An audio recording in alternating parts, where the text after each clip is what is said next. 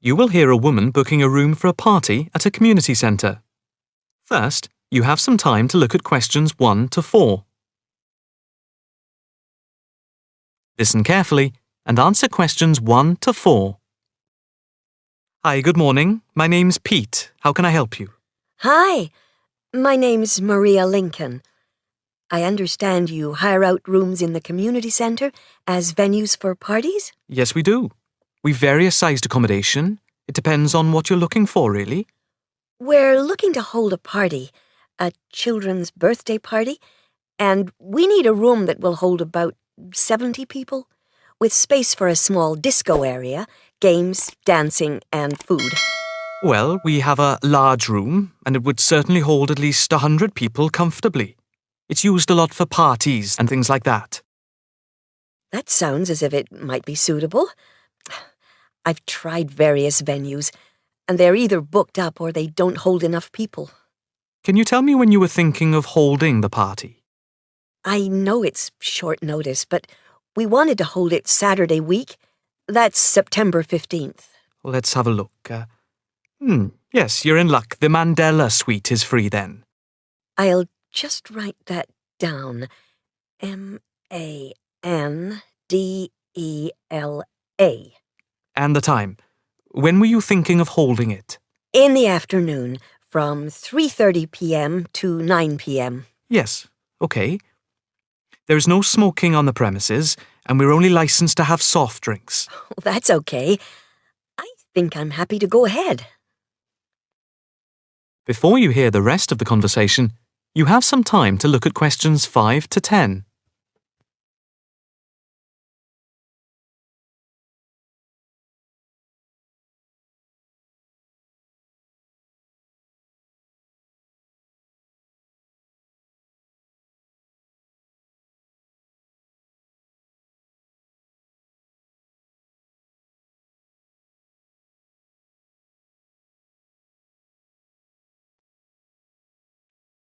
Now listen and answer questions 5 to 10. Can you just give your postcode? Yes, it's PA5 7GJ. Fine. And the flat and street number? It's flat number 40, and the street number is 35.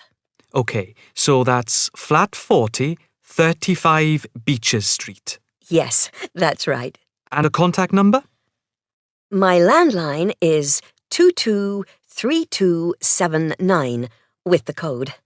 But I'll give you my mobile number, which is 07897 293381. Okay, 293381. Can you tell me how much it will cost? It's quite reasonable, actually. It's £115 for the hire of the room, with tables and chairs. But if you want to hire disco equipment, we've got a basic system with speakers and other equipment for £25. But there is no technician around in case anything goes wrong.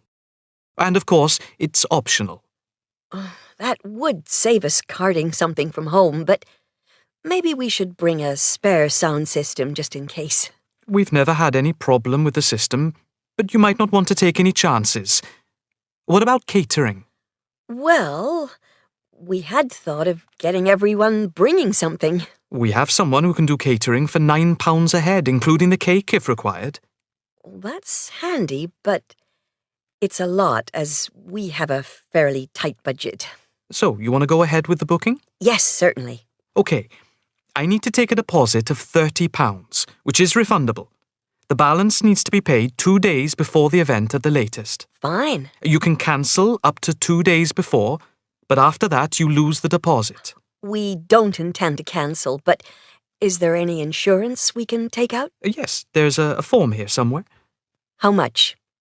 It's, let me see. It's only £9 for the 24-hour period, and that covers you for cancellation, damage, and injury. Well, at least we'd better have a look at it. How would you like to pay the deposit? Cash. I'll just give you a receipt. There you are. 10, 20, 30. £30. Maria Lincoln. Thank you very much. I'm really glad I found somewhere. We have been trying to book a place for the past 2 weeks, so thank you again, and bye for now. That is the end of part 1. You now have half a minute to check your answers.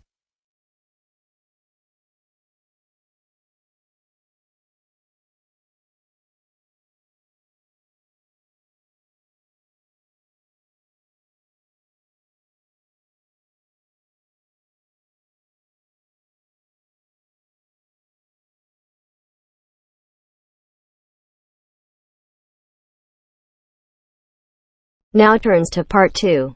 Part 2.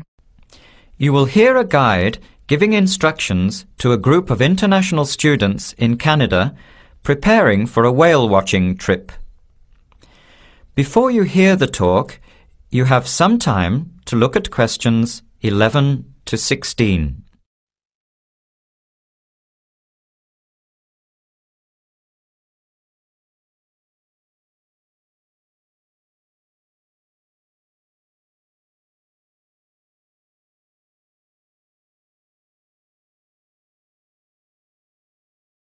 Now listen carefully to the first part of the talk and answer questions 11 to 16.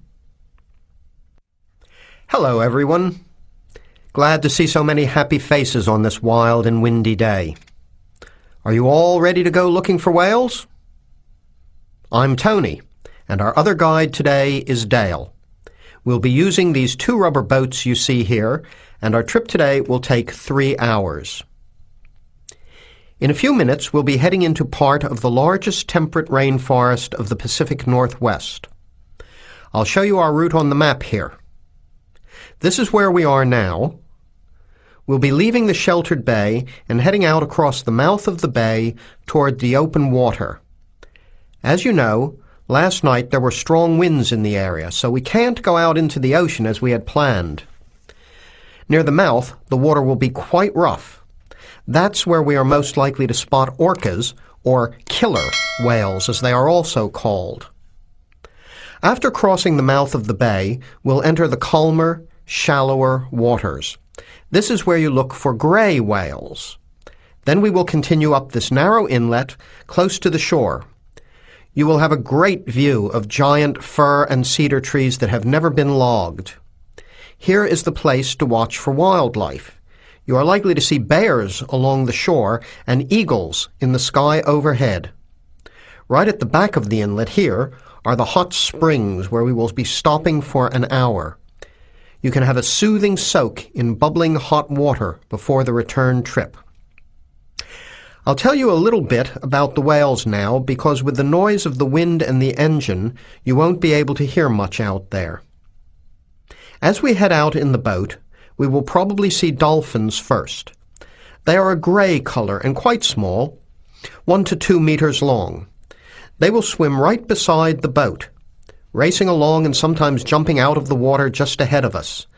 They swim very fast, and they are playful and curious. They're really fun to watch. The next ones we'll see are orcas, or killer whales, which are actually members of the dolphin family.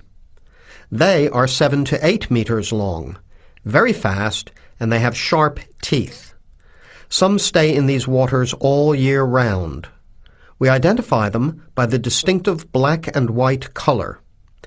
They feed mainly on salmon in these waters, but the orca diet can include seabirds, seals, dolphins, and other mammals.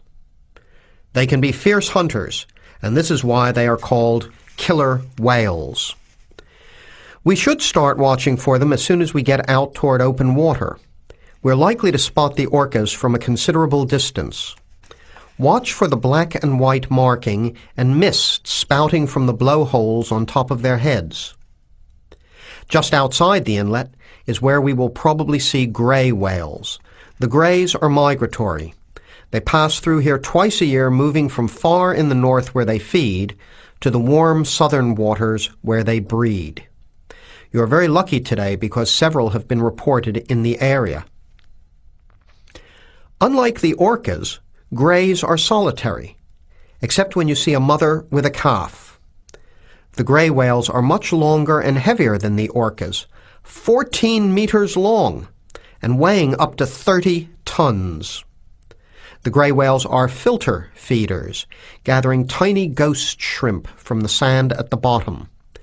We recognize greys from their tail fins because each one is different. Once we find the whales, we'll come up as close as we can safely. We are allowed to approach the whales no closer than 50 meters, but that feels pretty close when you are in the presence of animals this big. You'll see mist coming out of the blowholes when they breathe out, and you'll hear a loud hiss. If we are downwind, we might even be able to smell them, a strong, fishy smell. Before the talk continues, you have some time to look at questions 17 to 20.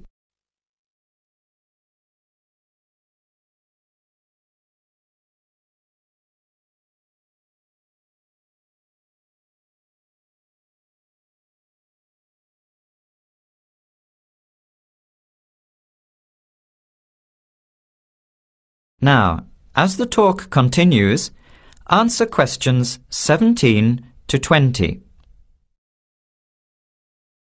Now, for just a few words of caution.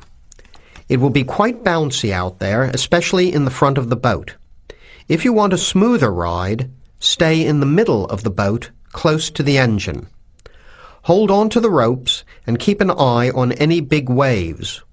Be alert so you don't get thrown out of the boat. In case of an emergency, you are all wearing survival suits. They'll keep you warm and dry in or out of the water. They are bright orange for visibility. The water temperature is around 8 degrees. Without these suits, you would only last a few minutes in this cold water. With these suits, your survival time is increased dramatically. They will keep you upright in the water even if you can't swim. But we don't expect anybody to end up in the water, so don't worry. Now, are there any questions? I'm afraid of getting seasick. Right. I was just coming to that. If you think you might get seasick, take one of these patches and put it on your arm at the wrist, like this. It works on pressure points of the body and will relieve seasickness without the drowsiness you can get from pills. Are there any other questions? All right, then. Let's start loading up the boats. We leave in 5 minutes. That is the end of part 2. You now have half a minute to check your answers.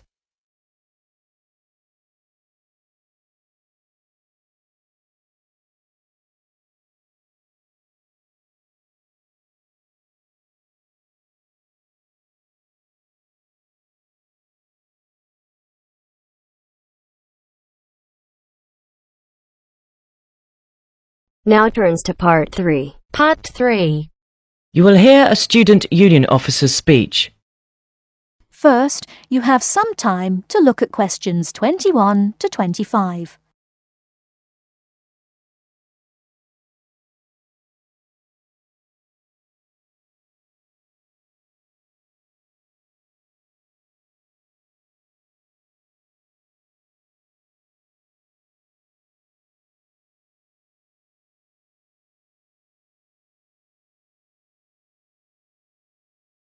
Now, listen carefully and answer questions 21 to 25. Hi there. May I wish you a very warm welcome to Ealing College, and more especially to the Student Union. The Student Union is run by 4 sabbatical officers, of which I am one. As the President, I am charged with the overall day-to-day running of the Union itself, according to established policies within the Constitution. We also have a brilliant staff team who'll help us, and you'll meet them when you have 5 minutes to drop in and see us. The last year has seen the Student Union grow from incorporating a bar and a few offices with a small shop into being a thriving concern, which controls, to its credit, 2 bars, a cafe bar or restaurant, a shop, a comprehensive welfare department, and numerous offices. All this has been achieved by sheer hard work and dedication on the part of last year's sabbatical team and staff, who overcame many obstacles and teething problems, but won through in the end. This year, our aims as a team will be to consolidate on what has already been achieved, and to secure the future of the Union. With the new post of Vice President, Social and Communications, our main emphasis will be on communications within the college, which has always proved a problem in the past, but one which we hope to improve upon this year. One way will be the regular publication of a student union magazine, so all you budding journalists, come on down. Before you hear the rest of the talk, you have some time to look at questions 26 to 30.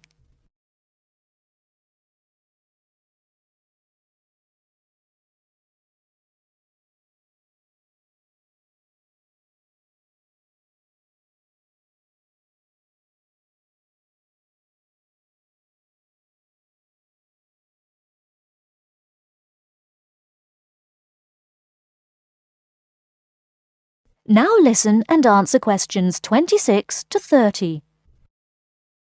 We are very aware that a lot of you have never had any contact with student unions before, and don't know what they are or what they can do for you. So basically, here's a quick rundown. If you have any problems at all, either when you start college or throughout your time here, don't hesitate to drop in the SU office in the North Building and see Pat, our office assistant. She will be able to help you with most of your day-to-day general inquiries, or if she can't, she will direct you to one of our staff who can. Myself and the other 3 vice presidents are here every day, and if you need to see us, just fix a time with Pat, and we'll be only too happy to help you. By the way, queries or problems can range from a late grant check, finding a place to live and academic matters, right through to the best places to eat, directions to the bar, or somebody blocking you in the car park. We'll give anything our best shot. Please remember, while you're at Ealing, that going to college is not just about education. Make sure you enjoy yourself as well, because believe me, time will fly once you're here. Ealing is a really good place to live, as there is lots to see and do. And don't forget, the metropolis of central London is only 20 minutes away by tube.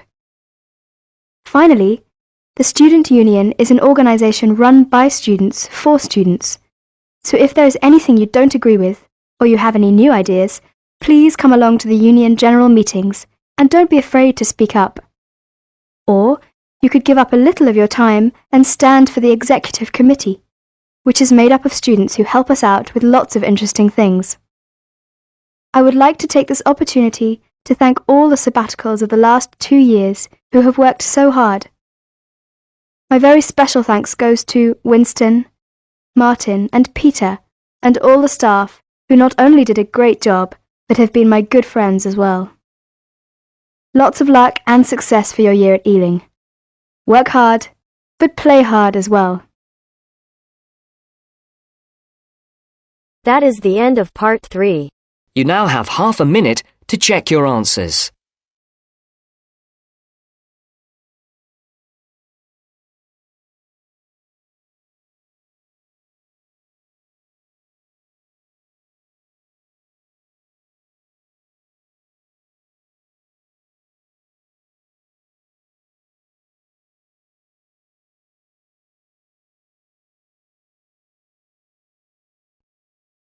Now turns to part 4.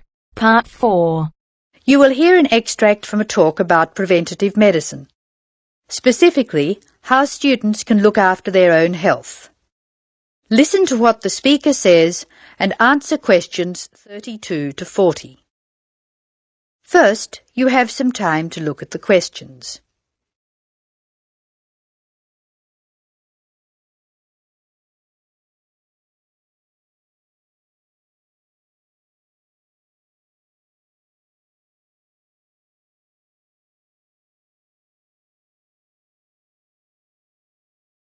Now listen carefully and answer questions 36. Good morning. I'm Dr. Pat Parker, and I'm here to talk to you about preventative medicine in its widest and most personal aspects. In other words, I'm here to tell you how the patient should wrest control of their health away from the practitioners of medicine and take charge of their own medical destiny. I want to talk about staying out of the hands of the doctor. When the patient takes responsibility for her or his own health, and let's decide the patient is male for now, men are in fact more at risk than women anyway, when the patient takes over his own health regime, he must decide what he wants to do. The first thing, of course, is to give up the demon nicotine. Smoking is the worst threat to health, and it's self-inflicted damage. I have colleagues who are reluctant to treat smokers.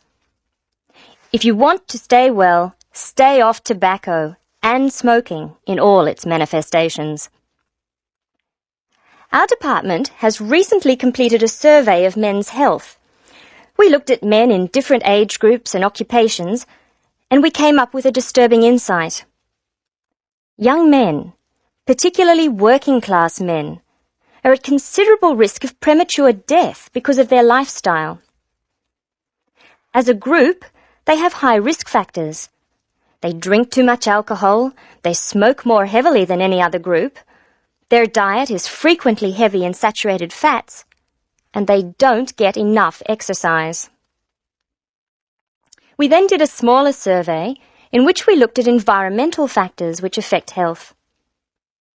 I had privately expected to find air or water pollution to be the biggest hazards, and they must not be ignored. However, the effects of the sun emerged as a threat which people simply do not take sufficiently seriously. Please remember that too much sunlight can cause permanent damage. Given this information, and the self-destructive things which people, particularly young men, are doing to themselves, one could be excused for feeling very depressed. However, I believe that a well-funded education campaign will help us improve public health standards and will be particularly valuable for young men. I'm an optimist. I see things improving, but only if we work very hard. In the second part of the talk, I want to consider different things that you as students can do to improve your fitness.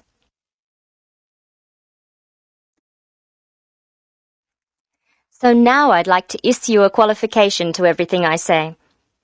People will still get sick, and they will still need doctors. This advice is just to reduce the incidence of sickness. It would be great if disease were preventable, but it's not. However, we have power. In the late 80s, the Surgeon General of the United States said that 53% of our illnesses could be avoided by healthy lifestyle choices. I now want to discuss these choices with you. You should try to make keeping fit fun. It's very hard to go out and do exercises by yourself, so it's wise to find a sport that you like and play it with other people. If you swim, you can consider scuba diving or snorkeling. If you jog, try to find a friend to go with. If you walk, choose pretty places to walk or have a reason for walking. Your exercise regime should be a pleasure, not a penance. The university is an excellent place to find other people who share sporting interests with you, and there are many sports teams you can join. This, unfortunately, raises the issue of sports injuries, and different sports have characteristic injuries. As well as accidental injuries, we find repetitive strain injuries occurring in sports where the same motion is frequently performed, like rowing and squash. The parallel in working life is repetitive strain injury which may be suffered by typists or other people who perform the same action hour after hour, day after day. In this context, therefore, the most important thing to remember before any sport is to warm up adequately. Do stretching exercises and aim at all times to increase your flexibility. Be gentle with yourself and allow time to prepare for the game you have chosen to play. Don't be fooled by the term warm-up, by the way. It's every bit as important to do your warm-up exercises on a hot day as on a cool one. I think one of the most sensible and exciting developments in the reduction of injury is the recognition that all sports can borrow from each other. Many sports programs are now encouraging players to use cross-training techniques. That is, to borrow training techniques from other sports. Boxers have been using cross-training for years, building up stamina by doing road work and weight training while honing their skills and reflexes. Other sports, which require a high level of eye-hand coordination, are following this trend. So, you see table tennis players running and jogging to improve their performance, and footballers doing flexibility exercises, which can help them control the ball better. All of these results are good, but the general sense of well-being is best, and is accessible to us all, from trained athletes to people who will never run 100 metres in less than 15 seconds. Good health is not only for those who will achieve athletic greatness. That is the end of part 4. You now have half a minute to check your answers.